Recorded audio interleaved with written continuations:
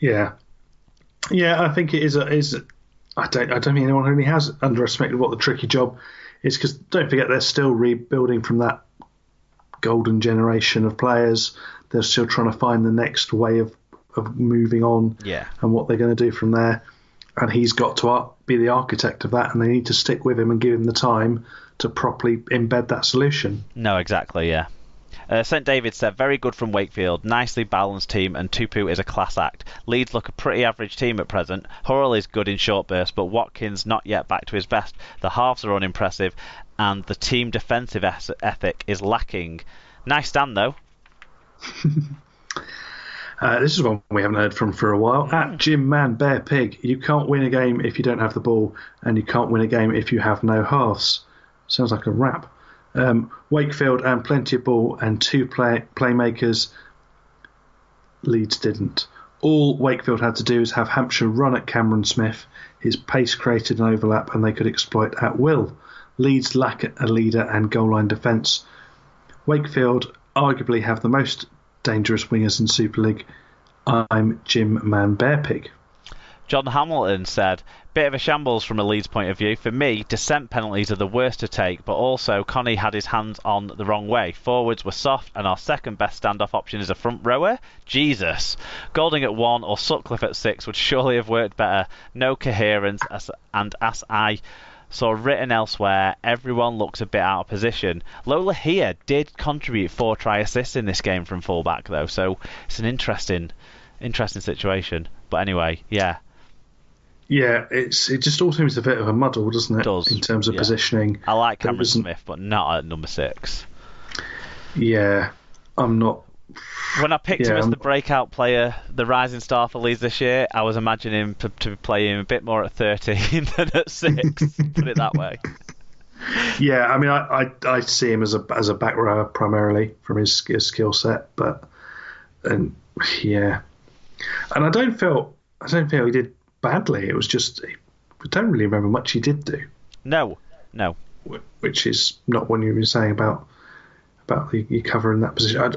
You'd almost be inclined to stick Merrin in there, as he has got a bit more handling, possibly, although he hadn't showed it. He lacks the handling ability. I just think he lacks the decision making, the creativity. I think I'd much rather put Callum McClellan in there, or take one of these options that these guys said, Golding or Sutcliffe in the halves. I mean, I think they've got a second row issue, but then Cameron Smith would fill that gap and Sutcliffe would go at 6. That would have made more sense to me, to be completely honest. Yeah, blew me away. I'm with you that it's not like Cameron Smith was terrible, but it just wasn't right, was it? No. Brian Davies said, listen to this on Catch Up on 5 Live Extra with the excellent Dave Woods and John Keir. It's 35:18 and the band are still playing, a bit like when the Titanic hit the iceberg. Scoreboard says Wakefield were twice as good as Leeds, and they certainly were. Those 2 tries when Wakefield took their foot off the gas flattened Leeds. Fair summary. Tom Andrews said, well, Wakey looked good, didn't they? Going to be a cricket score next week, laughy face, laughy face. Yeah, which way around? We all know. Yeah, Wakey White said, a fine Wakey display at the impressive new Headingley. Absolutely monstered the fat unicorns, and it.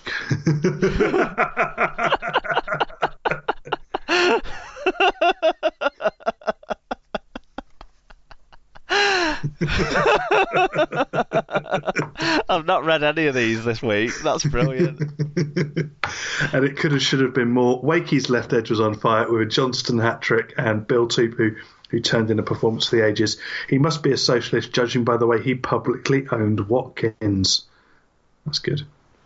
And finally, Wakey White says, Billy Bremner, Ricky Wilson, Keith Lemon, Jimmy Savile, your boys took one hell of a beating. Fatboy Rob just sent in about 100,000 laughy face emojis. I had to delete some of them to not make the reviews actually fit on a piece of paper. So yeah, keep them down to about 10 or 12 next time, Rob. Paul Chamberlain. I didn't really read one. I'll read Paul Chamberlain's. Okay. Shall I? Paul Chamberlain said, nice ground, although it's never ideal when a younger brother gate crashes your party and leaves a floater in the punch bowl. I assume a naming deal with the Weight Watchers is in the works, or maybe marching on together to KFC. Imagine being paid to train daily only to have a gut so big you can't play the ball correctly. Still, at least the new padded seats should mitigate some of the shafting.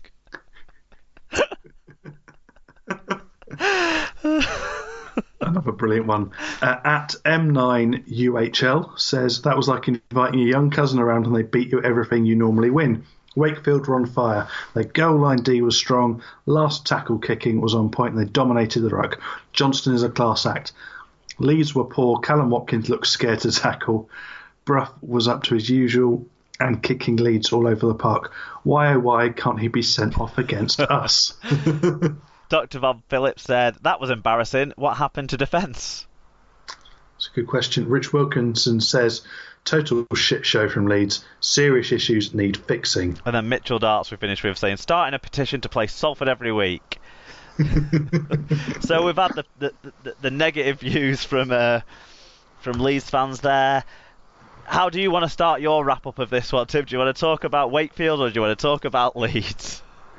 I'll start by talking the positive. I'll talk Wakefield up because I think I probably had, certainly in my preview, had done them down and thought that they were probably not going to be as functioning as they have. Now they've managed to get Danny Bruff to keep his mouth not shut, but, shut at the right times in the right direction. And he's not being sin-binned for dissent every 5 minutes. That's enhancing their game.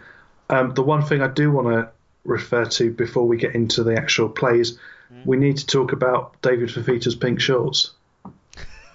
Why? What? I mean, they were immense. I mean, I love them. I love the fact he just gives that little in terms of fucks given that he was going to wear some bright pink shorts under his kit. Why not? I mean, he doesn't. It's not like he's hard to notice already, so he doesn't need to stand out even more, does he? But he makes. It's not like he's looking for himself in the pictures at the end of the night, is it? He's just trying to gather as much attention as he can so he can get a deal back in the NRL.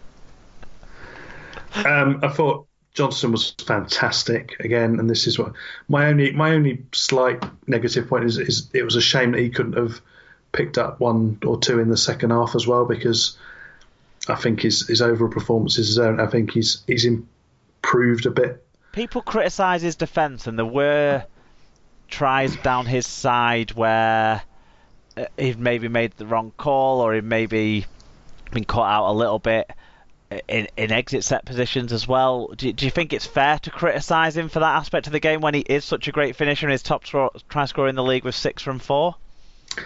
I think he's in positive overall. Yep. If you count the tries he concedes versus the ones he gets the other end, I think he's good enough that he doesn't have to worry about it too much. I mean, that obviously is what would hold him back from an international level. Yep. But as a top class club player, he's more than good enough as he is. His third try was very similar in nature to the Mark Percival one you were talking so much about as well in the Saints game. Yeah, I think certainly his first try came off the back of that silly error at the play the ball from Leeds, and then Leeds did kind of let him through a bit. It was a bit of a crap effort to stop him, particularly by who was in the number 22 shirt. Whoever that was got ringed. Cameron Smith, I thought his effort. Cameron Smith was pulled around a little bit, wasn't he? His effort in defence was particular.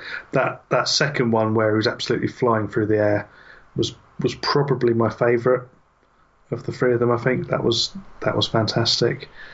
You give credit to Tom Johnston. Isn't most of his hard work done by the man one inside of him? I mean, that guy is the guy who's Tom Johnston, of all the wingers in Super League, is one of the has got one of the smallest work rates in terms of exit set carried and that sort of stuff, because most of that work's done by Mr. Tupu. Yeah, but then that's adapting to use the players you got. When you've got someone who's got the physicality of Tupu, then you want to be using him in an exit set. You want him to get you those yards and get that work coming in, and I think he can do that, and I think that's just adapting your gameplay to what you've got. I don't think you'd want to burn up some of Tom Johnson in those exit sets in the same way. I think you'd diminish him too much, and I think although it's a conventional playing style, I think it works for them. So I think keep that and keep using those centres to do that work for him. Yeah.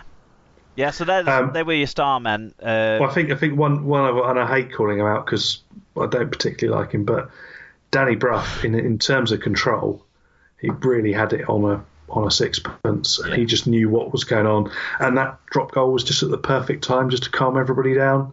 Nice little settler, just to keep it ticking over and just say, look, it's all right. We'll just lengthen the lead a bit, and I think that's perfect in terms of play from a half. And of course, he kind of started off the move and finished the best try, I thought, that Wakey scored in the game, personally. So you're right to pick him out. What about, so individual highlight moments? You've talked about Tom Johnston's bits of play. So shall we move on to the negatives and talk about Leeds? Yeah, I mean, I've got to start Trent Merrin.